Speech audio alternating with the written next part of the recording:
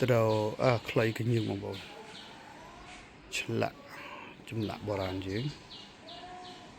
ធានាស្អាតបងប្អូនស្អាតសំឡេងដូចរន្ទះបាទស្មូតល្អមាននៅសាលាប្រពៃខ្មែរសាកលរំពេញបងប្អូនអាចស្ដាប់សំឡេងបានបាទចាំតិចអរគុណច្រើន